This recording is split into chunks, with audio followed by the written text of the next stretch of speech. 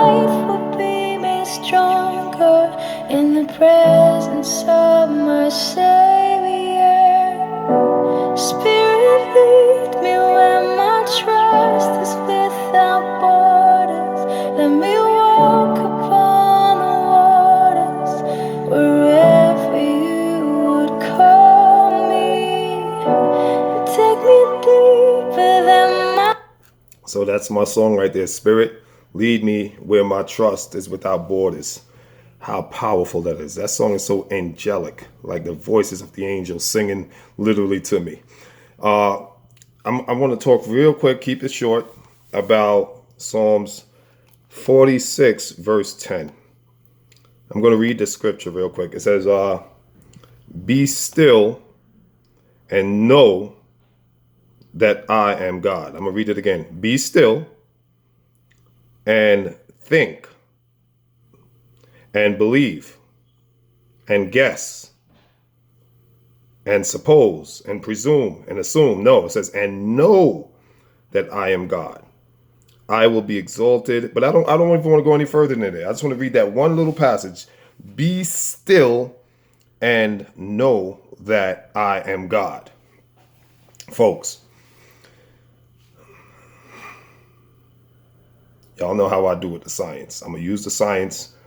See, science and theology don't contradict. If you scrutinize, if you meticulously, carefully, diligently, painstakingly examine both fields, both subjects, you'll find a melody. You'll find a pulchritudinous harmony. I know pulchritudinous, go look it up. But I'm telling you, there's no contradiction. It's only a lack of labor on our part. Science justifies, compliments, be still and know that I am God. The scientific explanation here, which has allowed me to see beyond what's written. Anything that is written and is studied would be considered logos, from which we get the word logic, logical, rational, reason, so on and so forth. Be still and know that I am God. Looking at it from the perspective of physics and science has given me more than just the logos, the written exegetical and didactical explanation, rationale. Be still and know that I am God. Why does God tell us to be still?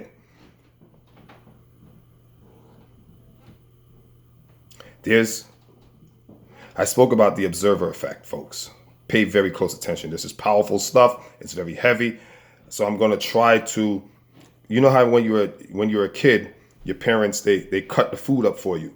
You're a little baby. They chop the food up because your teeth ain't fully developed yet, so you can't really chomp down and chew down. So they will cut it up into little tiny pieces, bits and pieces, and then give you little tiny pieces, and then you can eat. Well, we're going to do that right now. I'm going to cut this up into tiny bits and pieces so we can gestational, ruminate. Be still and know that I am God. The reason why God tells us to be still, being still does not mean to physically refrain from movement. Being still in this context means the Hebrew tongue is Rapha. I don't know how to put it. Don't criticize me for this. I don't know how to really pronounce it too well. Clearly, I'm not of the Hebrew tongue, but it's pronounced Rapha or Rapha. I don't, but it's Rapha. Let's just call it Rapha for now. And it means to cease from one's struggle, relinquish and yield one's power. 2, surrender.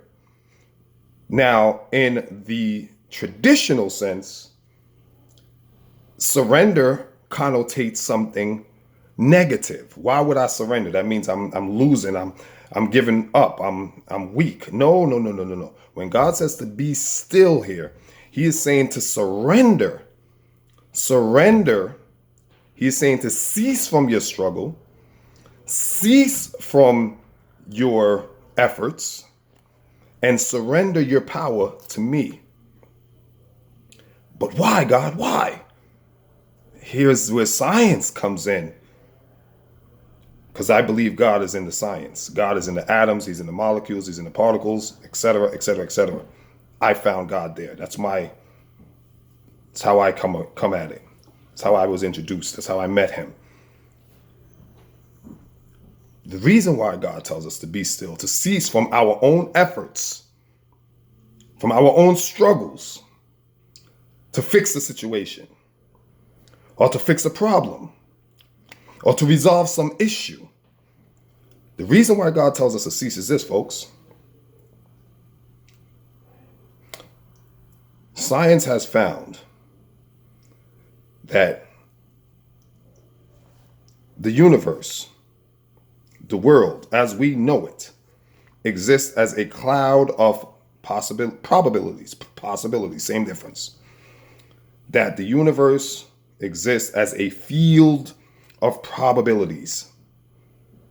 And when, based off science, when we observe this field, we collapse that field of probabilities into a particular state. In other words, we alter the reality. We modify the probabilities.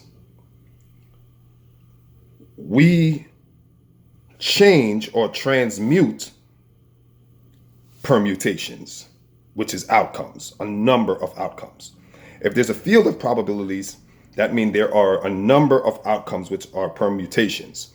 When we engage, science has found that when the very act of us observing, just watching a phenomenon, a situation, we are actually modifying that situation, the outcome, because there's a field of probabilities, a number of possibilities. And the very act of us just consciously observing this field, we begin to modify the outcome of those probabilities. We begin to alter.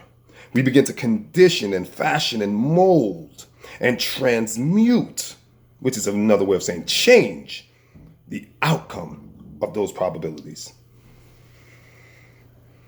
The problem with that is this, folks. There's limitless probabilities.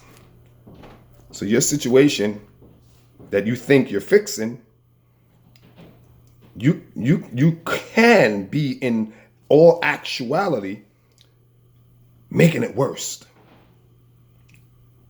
You are actually worsening your situation that you're thinking you're fixing.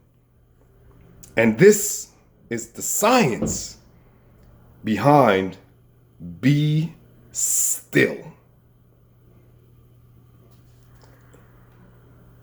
and know that I am God.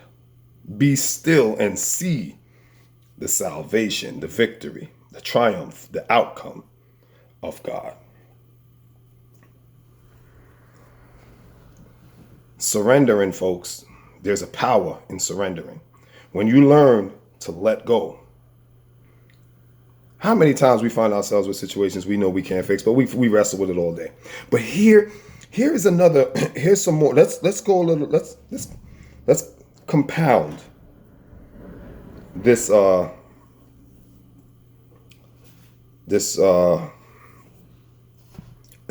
interpretation or explanation or the takeaway. Let's build on that. There's various reasons, there's layers. Here's another reason why God tells us to be still. Here in context, there is let me see, hold on, the works of God. The context here is there is trouble. Right, because as God is our refuge and strength, a very present help in trouble. So the context of this particular passage in the scripture, there's trouble. There's trouble in the land. There's trouble amongst the people. And this is why God tells them to be still. The problem with this, folks, is this. The laws of resonance. Let's like I said, we're gonna throw some science in here and complement the scriptures. The law of resonance states that all energy vibrates at a specific frequency, and it enables or allows only other energies that are vibrating or resonating at that specific frequency to attach to itself, and from there creates our reality. That is the mechanisms of the laws of attraction. That's some heavy stuff for you. You get that really sunk in, watch how you manifest everything you want in your life. But here's why God tells us to be still and to cease. Is because of this law of resonance. The law of resonance, think about it. What you are, we are all vibratory creatures. What your vibratory frequency is, meaning what the energy that you are emitting and projecting and radiating in times of trouble, grief, sadness, sorrow, brokenheartedness, anger. If you're angry, if you're mad, you're raging mad, you're pissed, you're burning on the inside, you're scorched, you're scorned, you are now in your field, right? We all have what's called a magnetic field, or your aura. In your field, while in trouble, whatever the trouble may be. It could be your children are giving you trouble, your spouse, your husband, your career, business, finances. There's trouble in your life at this moment. It could be global. It could be the country's going to war, famine, pestilence, whatever, disease, illness. You pick your poison. When you are in that state, psychologically, you are now resonating, meaning projecting that energy field of anger, of despair, of misery, of disappointment, of hurt, pain, anguish. You are resonating that. That's the vibratory state that you are in. Folks, if the universal law of resonance, if we accept it as truth, as I do, and I hope you do too, because it's inescapable. If you accept the laws of gravity, you cannot disaccept. I don't think that's a word, but stay with me. Disaccept the laws of resonance. If you accept the laws of electromagnetic force, you cannot disaccept the laws of attraction, the laws of resonance. These are universal laws, folks. Whether you believe in them or not, they govern you, they regulate you. So be ignorant to them if you want, but you're still subjected to them whether you believe in them or not. That's the beauty of the world. It's bigger than you. If you're in that state, that trouble, that state of trouble, you are now vibrating. This is the kind of field that you are encompassed by. This is the field that you are encompassed by, round and about you.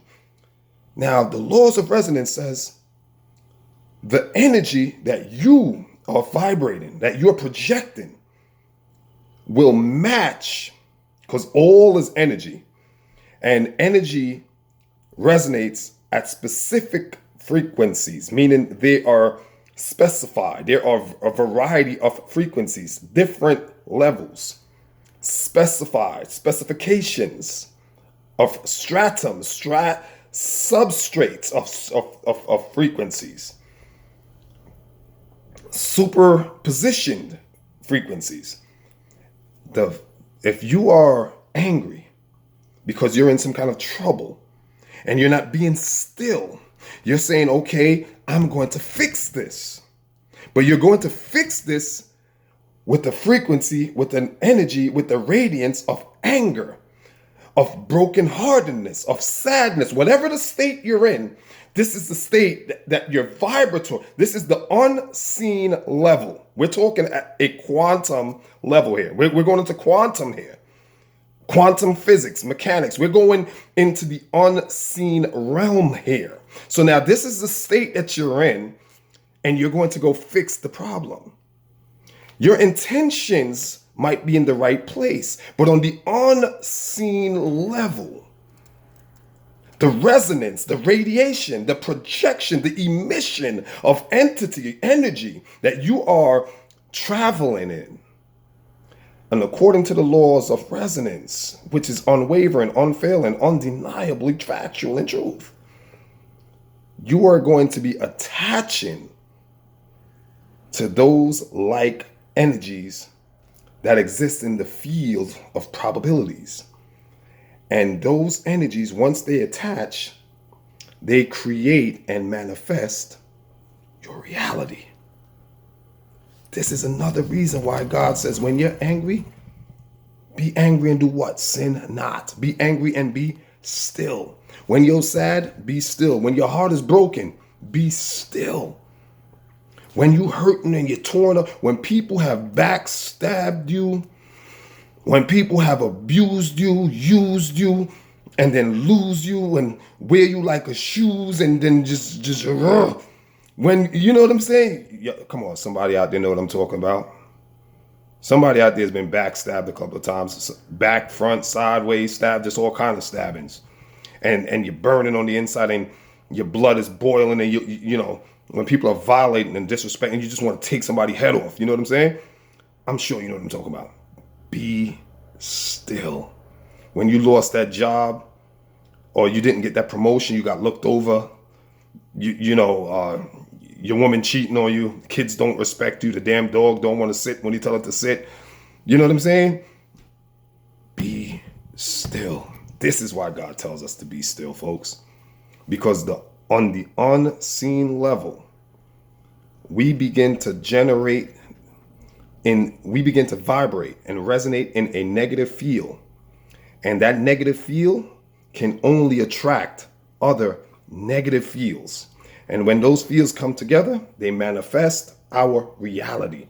The laws of resonance, folks. Rewind, watch this video again, listen to those laws of resonance and understand, grasp, get them in your subconscious, and you'll understand why it's best to be still.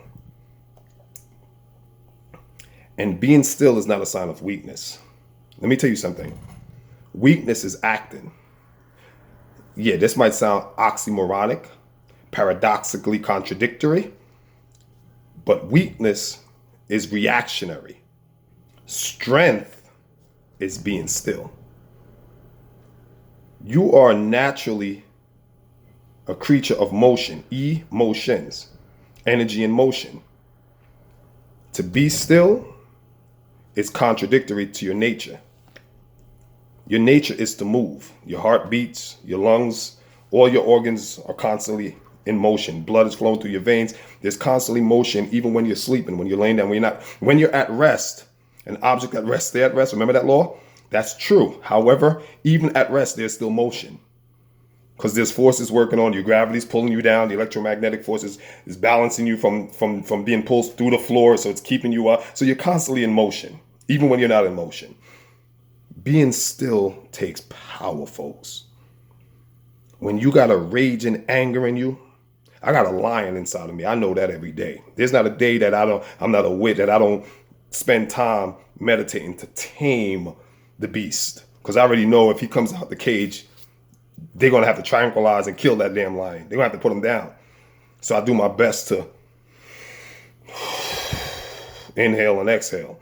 And being still takes tremendous amount of discipline, self-control, self-regulation, self-awareness, self-discipline. Being still is the most manly thing you can do in this world. It is so easy to react. It takes no effort. It's effortless to react. But to be still and respond takes true power. Till next time, Mark here, cooking books, bringing information, the good book, the word. Till next time, y'all know what I'm going to be doing. Being still, studying these words, sharing some information. Feet could ever wander, and my faith will be made stronger in the presence of my Savior.